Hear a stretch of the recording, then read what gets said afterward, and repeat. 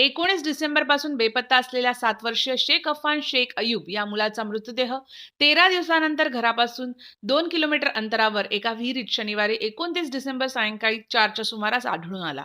या घटनेने एकच खळबळ उडाली होती, तर घातपाताचा संशय व्यक्त केला जात होता. आता वैद्यकीय अहवालात शेख अफान याचा गळा आवळून खून केल्याचं स्पष्ट झालंय. अकोला पोलिसांच्या स्थानिक गुन्हे शाखेनं तपासाचे चक्र फिरवत 5 दिवसात संपूर्ण गुन्हा उघडकीस आणला. मृत शेख अफान याच्याच चुलत भावाने त्याचा खून करून मृतदेह विहिरीत फेकून दिला होता. हा प्रकार अकोला जिल्ह्यातील पिंजर पोलीस स्टेशन हद्दीतील पिंजर गावात घडला होता. या घटनेसंदर्भात स्थानिक गुन्हे शाखेचे प्रमुख शैलेश शेळके यांनी दिलेल्या माहितीनुसार पिंजर येथील सर्वसामान्य कुटुंबातील शेख अयूब शेख बागवान याचा 7 वर्षीय मुलगा शेख अफान हा 19 डिसेंबर 2023 पासून बेपत्ता झाला होता. त्याचे अपहरण झाल्याची तक्रार पिंजर पोलिसात दाखल झाल्याने जिल्हा पोलीस अधीक्षकासह संपूर्ण पोलीस यंत्रणा कामाला लागली होती.